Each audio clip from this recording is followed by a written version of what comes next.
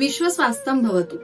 वर्षा ऋतू व वर्षा ऋतूमध्ये होणारा वाताचा प्रकोप, त्यामुळे सांध्यांमध्ये वेदना होणे, वातप्रकोपामुळे जे सांध्यांचे आजार आहेत, सांधेवात, आमवात असणाऱ्या रुग्णांना तर त्रास अधिकच वाढतो. अशा वेळेस वर्षा ऋतूमध्ये पंचकर्मातील बस्ती हे पंचकर्म करून घेणं उत्तम लाभदायी ठरतं. पंचकर्मातील स्नेहन, स्वेदन, बस्ती याद्वारे आमच्या एका रुग्णाचा आपण अनुभव जाणून घेऊया, ज्यांना वर्षानुवर्ष वाताचा आजार होता व त्यांना या वर्षा ऋतूमध्ये पंचकर्म केल्यानंतर कसं लाभदायी ठरला ते त्यांच्याच शब्दाद्वारे. नमस्कार, मी भारती जैन. मी इथे आयुर्निर्मा हेअर फाउंडेशन पंचकर्म सेंटर इथे मागचे 7 दिवसापासून ट्रीटमेंट घेत आहे.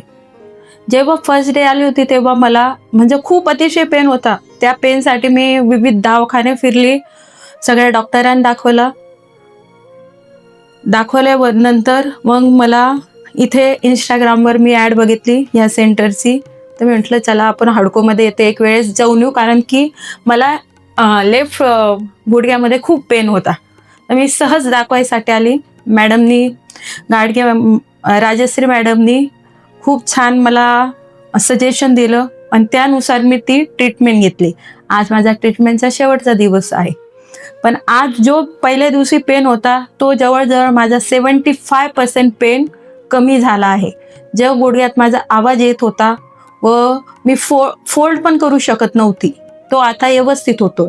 यानंतर मी मॅडमच्या सजेशननुसार पुढे ट्रीटमेंट घेणार आहे, की जेणेकरून माझी जी स्थिती आहे ती तशी राहावी, त्यात वाढ होऊ नये किंवा फरक तर पडणारच आहे. त्यामुळे मी आयुर्निर्माण हे संस्थेचं मॅडमचा व इथल्या सगळ्या स्टाफचा, कारण इथला स्टाफ पण अतिशय छान आहे, सगळ्यांना सपोर्ट करणारा आहे.